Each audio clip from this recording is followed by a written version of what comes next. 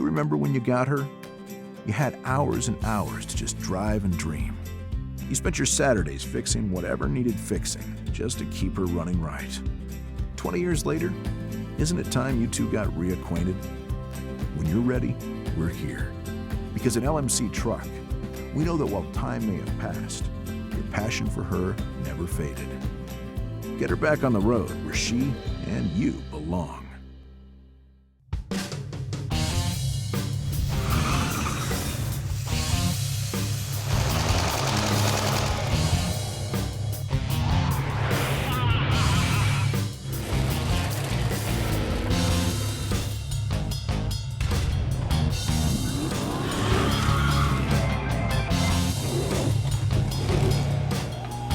Now you're watching Gearz, brought to you by LMC Truck. Keep them on the road. Hey, welcome to Gearz and the return of the Stunt Double project. Now, if you don't know, this is a modern take on the old Fall Guy truck from the 80s TV show. And we're doing it to pay tribute to all the great stuntmen and women that are always out there risking life and limb to make the movies that we watch really cool. Now, the last time you saw this thing, we were working on the frame, the suspension, and the drivetrain. And with those done, we moved on to the body, and as you can see, we buffed the paint, we fit the doors, we put on the sidebars, mounted the bed, and put the fender flares on. Then we bolted this classic light bar in place, and now I'm in the process of mounting 4 Baja Design spotlights on top of that light bar. It's gonna look awesome. Now, this also brings up a major thing to remember when you are reassembling your project. Make sure that you're taking the time to plan all of your accessories out before you assemble the vehicle.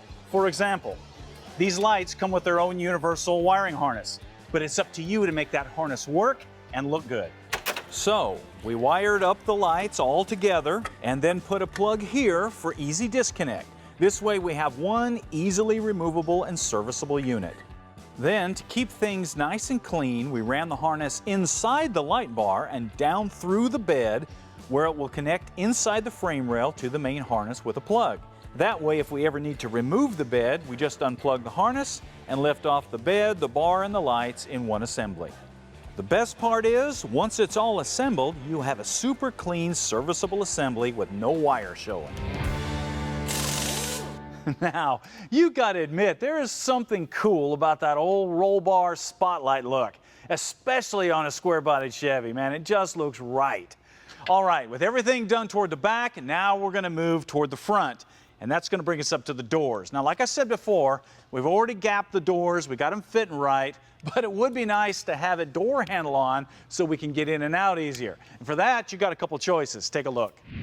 Now, you can go with original style door handles and door locks like these from LMC Truck. These are great if you want to keep the original look. Or you can step up to something like these billet aluminum door handles from GSI International. And this is a cool looking door handle. They look great just brushed like this with a coat of shark hide to protect them. But it really just boils down to what your budget is and the look that you're after. But what I strongly suggest is that you don't reuse your original door handles and your door locks, no matter how good they look on the outside, because I guarantee you they are rusty and shot on the inside. Okay, with that done, we're going to continue moving forward on the truck. And once again, it's important to take care of your smaller stuff before you put your big stuff on. And I know you're going to be excited. You want to put your fenders on, step back, take a look at the whole vehicle, but it's really important that you take your time here and do this in the right order, or you're going to have to just take it all back apart. For example, you can see we already have our vintage air unit installed. It's just waiting to be plumbed once we get the fenders on. It's also a good time to wire up your engine, take care of all of your throttle linkage. It's the perfect time to do all of your brake lines. It's the perfect time to plumb out all of your power steering, run all of your wiring harnesses forward, take care of all of that stuff. Then once that's done, you can start putting the big pieces on, starting with the core support. All right, now we are ready for the front fenders. And even though they're all nicely painted, there is some prep work that needs to happen to them before you bolt them on. Most notably, you need to put in the threaded inserts that allow you to bolt the inner fender to the outer fender here. Now, if you took the vehicle apart the way we suggest, you should have a nicely marked bag of hardware waiting for you just to dump it out. But the question is, do you really want to use 35-year-old hardware in your nicely painted vehicle? Especially when you can get a brand new bag of hardware from LMC Truck for under 10 bucks. Yeah, that's money well spent. Now, you'll also notice on most vehicles, you have these big openings in the inner fender that really don't serve any purpose. They just kind of look bad. But it's easy to make them look better. All you need to do is make a template out of cardboard, transfer it to aluminum or steel, cut it out, drill some holes, and you end up with custom panels that you can brush out and coat with shark hide, or you can paint them, or you can do them in different metal, or you can bring wiring out through them. I mean, there's any number of things you can do here. But whatever you do, it's going to look better than doing nothing at all. Okay, with the fenders prepped, it's time to get them in place and start lining them up. Now you can see why it's important to take care of all of the little stuff first. Because with the fenders on, it's pretty hard to reach over the top and get in there and work on stuff. That's something to keep in mind if you're working on a really low or a really high vehicle. Now obviously we still have a lot to do. We got to lay out the radiator, got to do the wiring harness, but with the bed on and the fenders on, this will give you a pretty good idea what this beast is going to look like.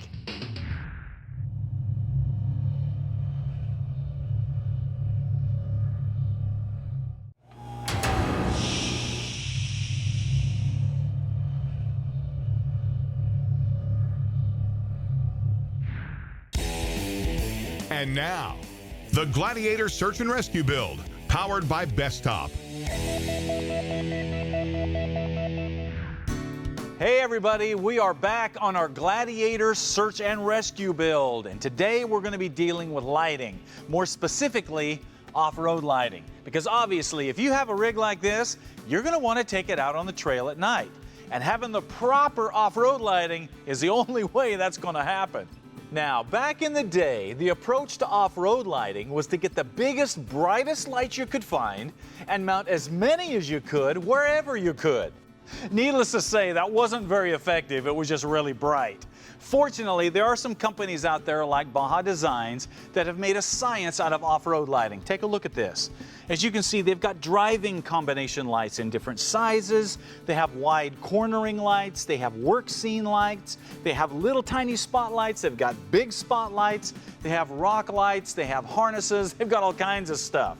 And how you locate this on your vehicle is going to determine how effective your lighting is for the way you're going to use the vehicle. So this isn't just random selection. There is some thought and planning that goes into this. Take a look. For good auxiliary lighting here in the front, we're going to start with a pair of these combo driving lights. I'm going to put them inboard on the bumper here. And that has spots on the top and floods on the bottom. That'll give us great lighting going down the trail in front of us. Right beside them, we're going to add a pair of these wide turning lights that's going to throw light out into the side area here. Now remember, you can rotate these things, you can tilt them up and down to get the lighting to go exactly where you want it to. Now, the A-pillar area is another great place to mount lights. And Baja Designs has all kinds of special brackets to mount lights in this area on all kinds of vehicles. Now, just like the front, we're going to use a small combination driving light for great lighting down the road and on the side. All right, next are some serious spotlights. And for those, we're going to use these LP4s because it's a 4-bulb spotlight. It's going to throw light way down the trail. Now, obviously, a spotlight, you want to get these things up off the ground so the light can really go out there. And up here on the rack seems like a really good idea. But remember, this rack retracts to the back, so all this top area moves. So this isn't going to work. But if we come down here to the side, like that, it's still going to give us the height we need. We can adjust the light to aim at different directions, and it's going to clear the top when we open it. Now, since this is a search and rescue vehicle, it's important to have work areas around the vehicle, and they need to be able to see what they're doing at night. So we're going to add these work lights up here in this pocket to throw light out to a work area. And then right here, we're going to add wide turning lights to throw light back in the back, so when we're turning around or backing up at night, we can see where we're going.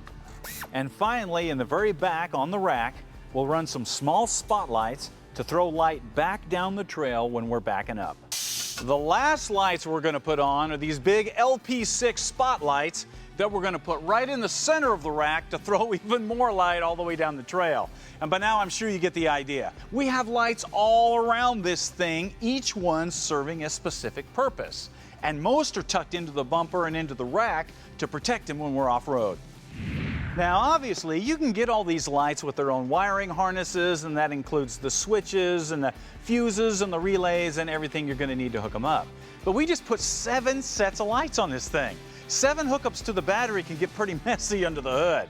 So we are going to use the trail rocker by Painless. Now you've seen us install this before. This is basically a box that includes all of your relays and all of your fuses all in one neat location. You have one hookup to the battery, then you have a wiring harness that comes out that goes to your individual lights, then you plug in the switch bank that controls all of your lights right here. And in this case, we have 8 lighted switches for 8 different accessories. This is a great way to consolidate a lot of accessories.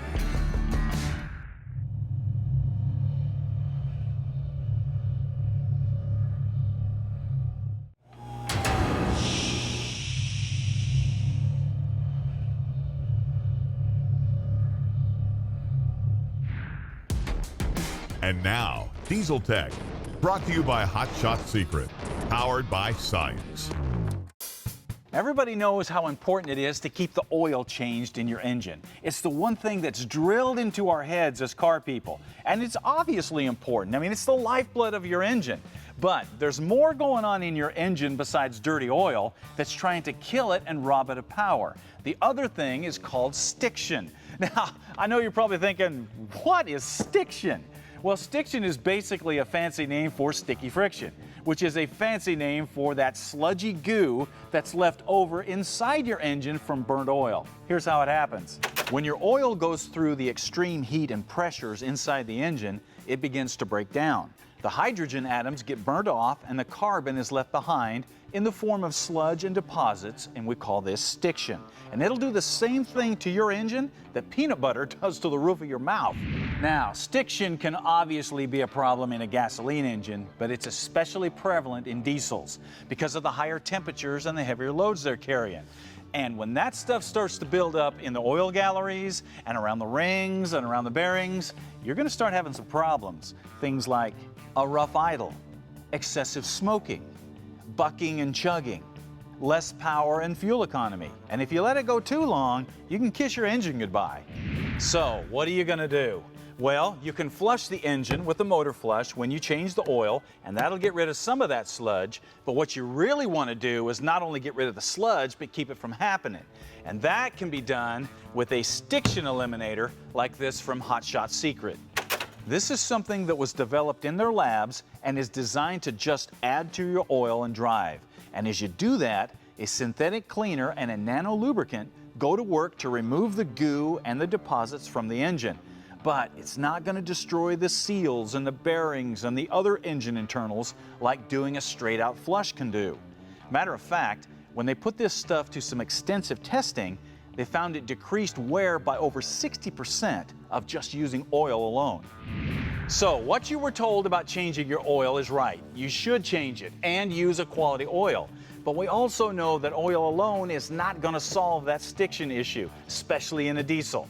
And if you're not using a stiction eliminator, man, you ought to be, because putting that in every third oil change is a heck of a lot cheaper than rebuilding that engine. And now, Tuner Tech, brought to you by Bully Dog. Make your ride a Bully Dog. Everybody knows that virtually any computer-controlled vehicle can benefit from doing some performance tuning with an aftermarket programmer. These will allow you to change the engine tune for more power and performance, or better towing and hauling, or better fuel economy, or whatever you need. But the question is, why does this tuner market exist? I mean, if they're so good, why don't the OEMs just make their factory calibrations better and eliminate all the competition? I mean, it sounds like a no-brainer, right? Well, to understand why these exist, you have to understand how the OEMs think when they're designing a vehicle. The original equipment manufacturers have very specific goals that they consider when they're tuning a new car or truck. First, they're trying to reach a large variety of potential buyers. So the performance spectrum has got to be a balance of performance and reliability. So it might be reliable, but it's probably not going to be very exciting. Second, they have to meet specific fuel economy standards, so that can naturally choke down the power. And third, they have to balance the cost of the parts with the longevity. So expensive go-fast parts that can't be covered under warranty, those are out of the question. So when a new vehicle hits a showroom floor, it's a good blend of reliability and performance and economy and all that stuff. But it's not great in any of those areas. That's where the programmer or tuner comes in, because this allows you to go in and pull extra power and torque and fuel economy and all that good stuff out of your engine. That's stuff that the OEMs had to leave in there because they had to make compromises when they were designing the vehicle. And the best part is, every newer computer-controlled vehicle has got that potential hidden in it. All it takes is a programmer to pull it out.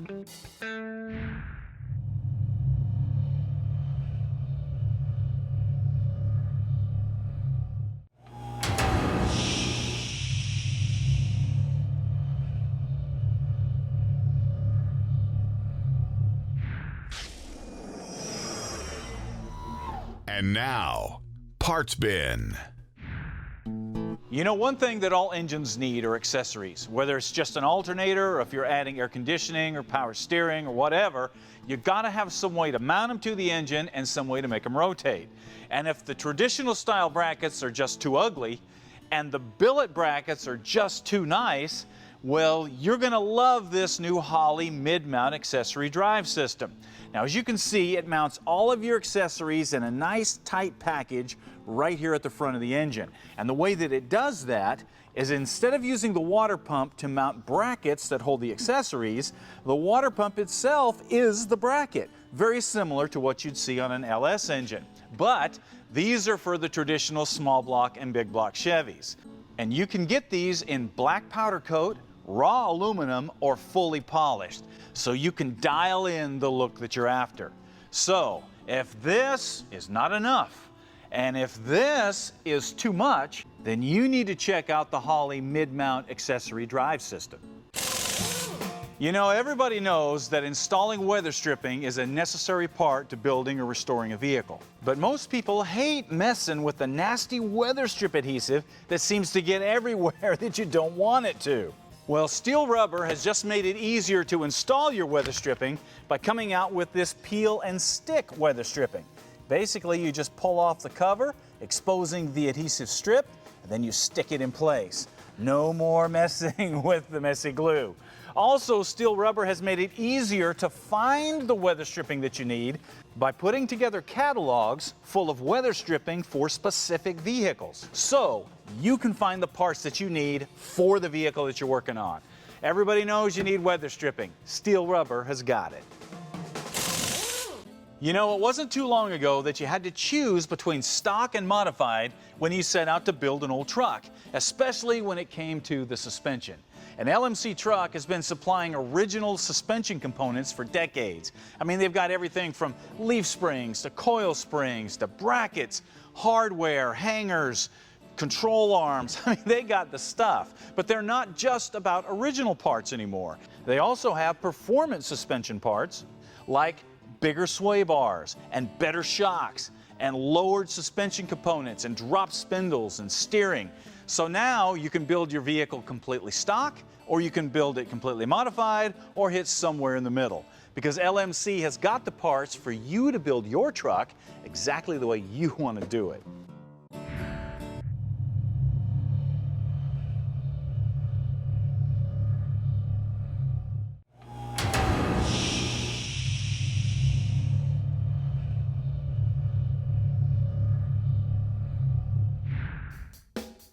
What are you working on?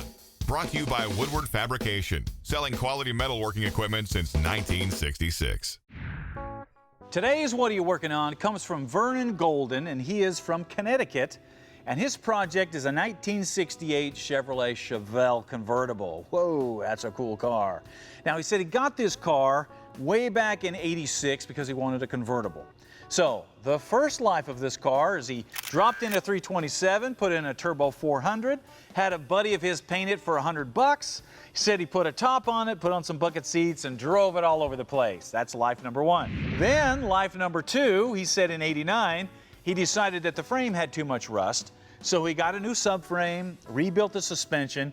He had an expert welder weld in some new body mounts, and then he put it all back together, and then he drove it with his wife for several years. That's life number two.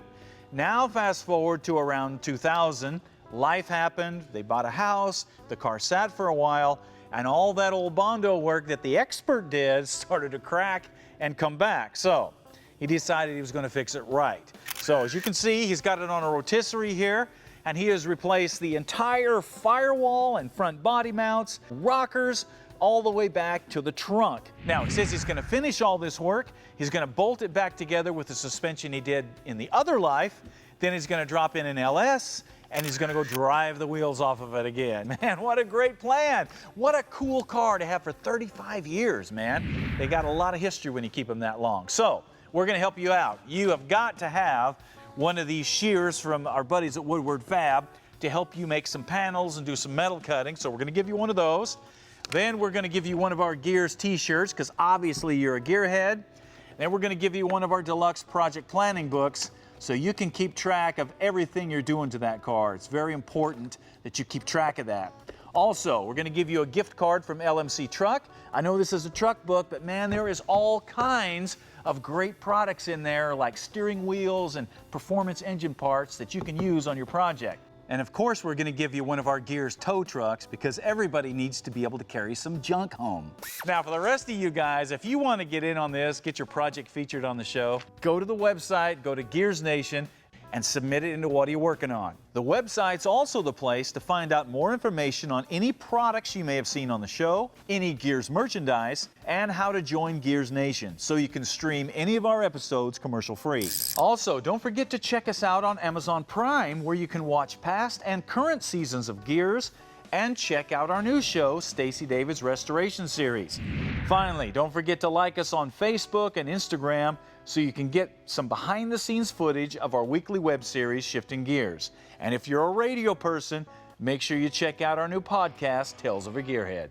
All right, that wraps it up for us today. Obviously, Vernon has his Chevelle to work on. I have a ton of stuff to do on the Stunt Double and the Gladiator. The question is you. Do you have something to work on? If not, you need to get out there, find something, start working on it. We'll see you next time.